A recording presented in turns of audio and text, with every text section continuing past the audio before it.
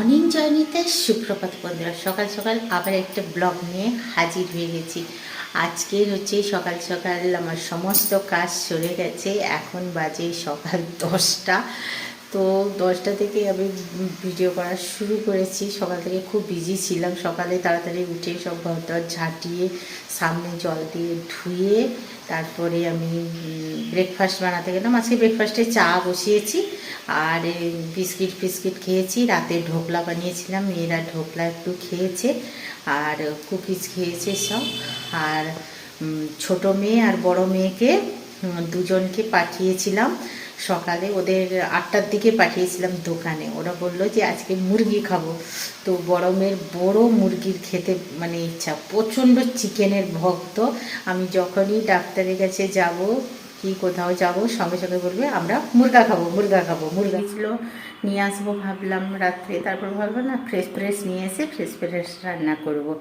তো ছোটো মেয়ে বড়ো মেয়ে ওরা কোনো দিন বেরোয়নি। তো আমাদের পরিচিত দোকান, ওরা চেনে বড় মেয়েকে, ছোটো মেয়েকেও দেখে কিন্তু বড় মেয়েকে সঙ্গে বেশি তো বলে দিয়েছি যে আঙ্কেলকে গিয়ে বলবি 1 কিলোর মতন চিকেন দিতে।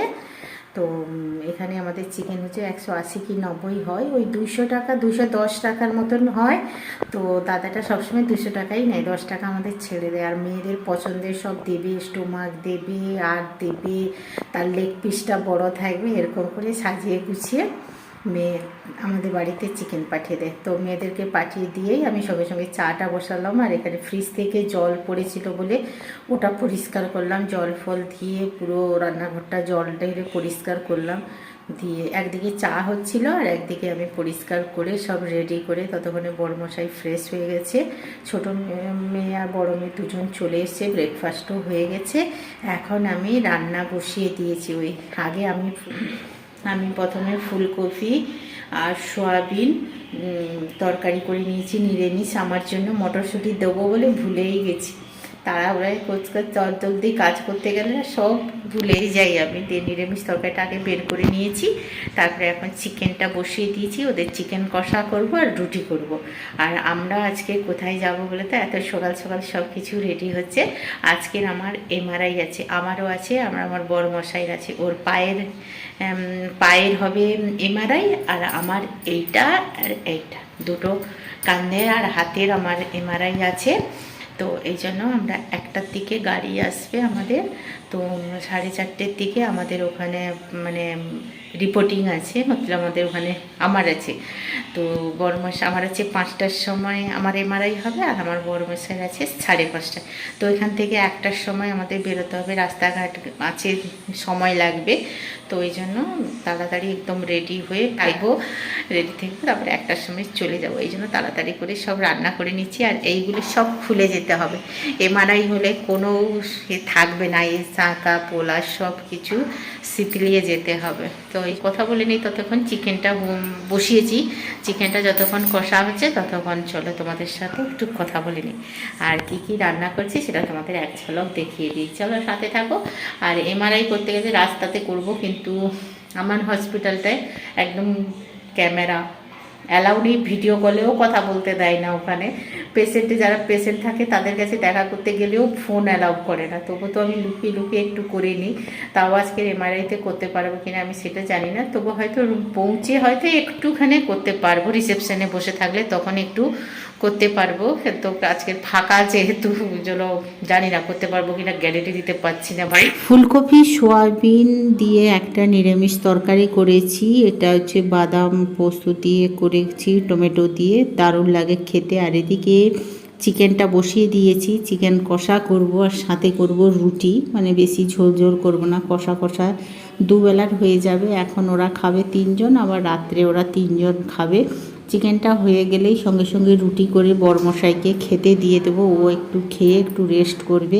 এই যে বড়মশাইয়ের জন্য আমি রুটিটা বানিয়ে নিচ্ছি, জন্য 4টে রুটি করব আর একটু তরকারি দেবো আর স্যালাড কেটে দেবো। এই যে স্যালাড দিয়ে দিয়েছি, তরকারি আর রুটি বড়মশাইকে এবার খেতে দিয়ে দেবো।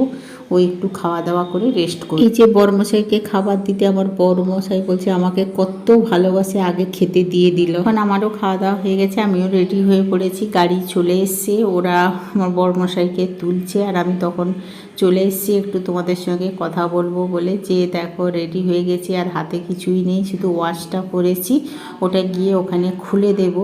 আর গাড়ি বলছে মাসি তাড়াতাড়ি আসো, যাবে তো আসো, তাহলে চলো দুগ্গা দুগ্গা বলে বেরিয়ে পড়ি।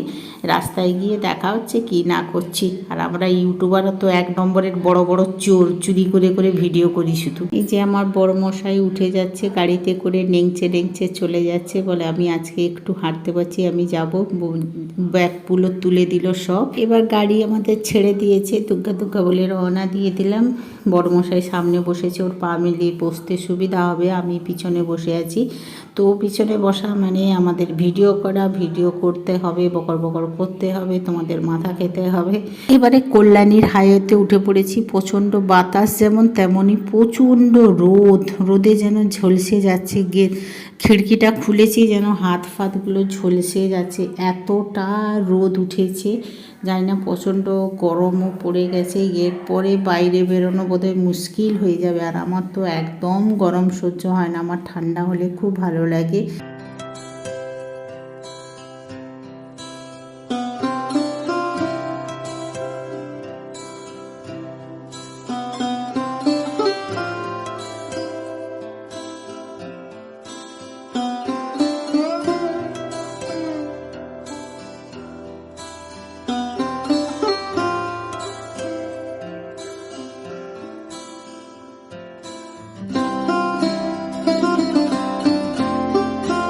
আমরা একদম হসপিটালের রাস্তায় ঢুকে পড়েছি। মেন রাস্তা থেকে 5 মিনিটের মতন হসপিটালে ঢুকতে। এই যে আস্তে আস্তে করে ঢুকে যাচ্ছি। ওই যে সাদা গাড়ি দুটো সামনে আছে, ওই যে গাড়িটা একটু টার্ন করবে, ওইটার কাছেই আমরা ঢুকবো। যতটা মানে গেট পর্যন্ত গাড়িতে থাকবে আমি ততক্ষণ ভিডিও করতে পারবো, তারপরে আর আমি ভিডিও করতে পারবো না, কারণ ওখানে অ্যালাউ নেই। এই যে ভিতরে ঢুকে গেলাম, এই যে টার্ন করে ভিতরে আসলাম। এই যে নাম সব লেখা আছে। এইখান যে ইয়েলোটা আছে, এইখানটায় আমরা দাঁড়িয়ে পড়বো। দাঁড়ানোর সাথে সাথে আমার ভিডিও করা শেষ, আর আমি ভিডিও করতে পারবো না। গাড়িটা দাঁড়িয়ে পড়লে গাড়িটা থেকে আমি আগে নেমে একটা হুইল চেয়ার আনতে হবে বড়মশাইকে নিয়ে। আমরা গাড়ি থেকে নেমে এই যে আমার বড়মশাইকে হুইল চেয়ারে করে নিয়ে চলে যাচ্ছে। এখানে পৌঁছে গেলে আর কোনো সমস্যা হয়নি, হসপিটাল থেকেই সব কিছু নিয়ে যাওয়া আসা হয়। আমি এখন আমাদের সব কারবাই করব বলে আমি চলে আসতেছি, আমি পিছনে পিছনে আসতেছি লুকিয়ে লুকিয়ে। একদম ক্যামেরাটাকে এমন করেছি কেউ বুঝতে পারেনি ভিডিওটা করছি বলে। তো চলো বাই। এখন আমি এমআরআই করতে যাব বলে আমাকে ড্রেস চেঞ্জ করে দিয়েছি। বসে বসে আমি কি করব, বড়মশাইয়ের এমআরআই হচ্ছে, তাই আমি বসে বসে একটু তোমাদের সঙ্গে মানে বকর বকর করবো। ভয়ে ভয়ে জান ধুক ধুক করছে।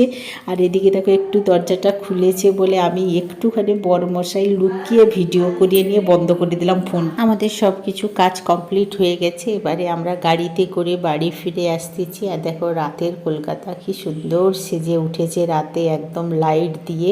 এখনও বেশি সন্ধ্যা হয়নি, তবুও 6টার মতন হয়ে গেছে। কি সুন্দর লাগছে। অল্প অল্প কিন্তু শরীর আর টানছে না, এতটা মাথা ব্যথা করছে, তবুও আমার ভিডিও করা আমরা ছাড়ি না। হাজার কষ্টর মধ্যেও আমরা একটু ভিডিও করবই। আমাকে যেন কলকাতা আসলেই যেন যেতে ইচ্ছে করে না, এখানেই থাকতে ইচ্ছে করে। আর তখন সদ্য লাইট জ্বলছে, তো অল্প অল্প করে লাইট জ্বলছে, তো এত সুন্দর লাগছে। তাহলে চলো টুকটুক করে বাড়ি ফিরে যাই। আমরা ইউটিউবার ছোট হোক বড় হোক, বড়দের তো সাহস প্রচুর। আমরা ছোটরা লুকিয়ে লুকিয়ে যেখানে করতে না বলে ভিডিও, সেখানে আমরা চোরের মতন ঠিক একটু না একটু ভিডিওই করে দিই। আমরা একটা বড় বড় চোর, পরবর্তীকালে একটা ডাকাত হয়ে উঠবো আমরা। এখন হসপিটাল থেকে আসার পথে একটা রাস্তায় হাইওয়েতে আমরা এখন চা খাবো বলে দাঁড়িয়ে পড়ছি। বলছে মেসো প্রচুর মাথা ব্যথা করছে, তো চা খাবো। তো আমাদের জন্য আমাদের হচ্ছে আমাদের রিলেটিভ হয়, তো ও গিয়ে চা নিয়ে আসলো। এই যে আমরা চা বিস্কুট খাচ্ছি। ডিঙ্কাকে বললাম যে তুমি বিস্কিট খাও, বলে না মাসি বিস্কিট খাবো না। তো আমরা বিস্কিট আর চা খাচ্ছি। গুড ইভিনিং জয় নিতাই বন্ধুরা। এই আমরা কিছুক্ষণ হলো মানে 10-15 মিনিট হয়েছে বাড়ি এসে প্রচণ্ড মাথা যন্ত্রণা করছে। রাস্তায় একটু চা খেলাম, তাও ভালো লাগলো না, মাথা ছাড়ছে না কিছুতেই। যখন এমআরআই হয় না, ভিতরে এতটা আওয়াজ হচ্ছে, আওয়াজের চোটে আমার পুরো মাথা ধরে গেছে। হেভি আনন্দ লাগছিল, ওর ভিতরে শুয়ে শুয়ে শুধু হরে কৃষ্ণ করে গেছি পুরো। যতক্ষণ এমআরআই হয়েছে হরে কৃষ্ণ করছি, শুধু একটু কষ্ট হয়েছে। কানে হেডফোন দিয়েছিল। আমার বরের এমআরআই হয়েছে, সে বলছে কানে কিছু আওয়াজ পাইনি, কিন্তু আমার কানের মধ্যে কীরকম হচ্ছে, একবার যেন জেনারেটরের মতো করছে, একবার পাপা হাসি পাচ্ছিল ভিতরে। তারপরে ভেবেছি কি একটু ভিডিও, ভাবলাম যে বেরিয়ে ওদেরকে বলবো যে ফোন দিলে তাও একটু সেলফি তোলা যেত, রিলস করা। হাই বন্ধুরা, আমি আসার পরে আমার মেয়ে রাস্তা থেকেই বলেছিলাম যে একটু চা করতে, তো চা খেলাম। তারপরে আমার মেয়ে বলেই মাখিয়ে রাখতে, তো এখন এই যে দেখো মাখিয়ে দিচ্ছি, কারণ আমার হাতটা প্রচণ্ড যন্ত্রণা হচ্ছে এমআরআই করার পরে। এই দেখো নিজের মুখটা আটা দিয়ে করে দিল, লক্ষ্মী মেয়ে আমার। এমআরআই হয়ে গেছে, 3 দিন পরে রিপোর্ট দেবে। আমার হাজব্যান্ডের হয়েছে এমআরআই করার পরে ওখানে কিছু ধরা পড়েনি বলে আবার সিটি স্ক্যান করেছে, ওই রিপোর্ট সব পাওয়া যাবে 3 দিন পরে। সো 21-এ আমাদের আবার চেক আপের ডেট আছে দুজনেরই, তখন সব রিপোর্টগুলো নিয়ে নেবো, কী হয়েছে না হয়েছে সবটুকু জানা যাবে। আমার হাতটা, মাথাকে যখন ভিতরে ঢুকিয়ে দেয় হাতে একটা বললো যে যদি বেশি কষ্ট হয়, একটা দিয়েছিল মাথার কিছু একটা দিয়েছিল মেশিন টাইপের, যে ওটাকে দাবালে ওরা এসে বন্ধ করে দেবে। আমার ডান হাতে দিয়ে গেছে, আমার হাত তুই এক খিল লেগে গেছে, ওইটা হাত থেকে পড়েও গেছে, আমি বুঝতেই পারিনি যে কী করে আওয়াজ দেবো কী করবো। তারপরে ভাবলো যদি সেরকম কিছু মনে হয় তাহলে পা দিয়ে কাছাকাছি থাকবো, কিন্তু ভগবানের কৃপায় কিছুই হয়নি। আমি যতক্ষণ তো বাড়ি চলে এসেছি, এবারে রাতেই খাওয়া দাওয়া হবে। এখন তো 8:10-15 বাজে, এখন একটু মাত্র রেস্ট করব, প্রচণ্ড মাথা যন্ত্রণা করছে। তারপরে চোখ মুখগুলো কেমন হয়ে গেছে, এমআরআই থেকে মনে হচ্ছে যেন কীরকম দুর্ভিক্ষর ক্যালেন্ডার আমার লাগছিল। তবু ভয়ে ভয়ে বরকে লুকিয়ে পরেরটা একটুখানি করেছিলাম, এবারে একটু গেট খোলা ছিল সেখান থেকে করেছিলাম। আমারটা করাইনি, আমার বর তার সিটি স্ক্যান করতে চলে গেছিলো, তাই তার সে আর করতে পারেনি। তা যাই হোক, এখন রুটি বানাতে আমি চলে এসেছি, আর রুটি বানানো শুরুও হয়ে গেছে। বড়মশাইকে 4টে রুটি বানিয়ে আগে ওকে খেতে দিয়ে দিয়েছি। আমি আর আমার বড় মেয়ের জন্য রুটিটা বানিয়ে নিচ্ছি। ছোটো মেয়ে তো তরকারি দিয়ে মুড়ি খাবে, ও একটু চিকেন হলে একটু তরকারি দিয়ে মুড়ি খেতে ভালোবাসে। এই যে বাড়াও হয়ে গেছে ওর মুড়ি রুটি, এই যে। আর আমি খাবো সয়াবিন আলু ফুলকপির তরকারি দিয়ে রুটি। তাহলে আজকের মতন টাটা, বাই বাই, জয় নিতাই। আবার একটা নতুন ব্লগে দেখা হচ্ছে।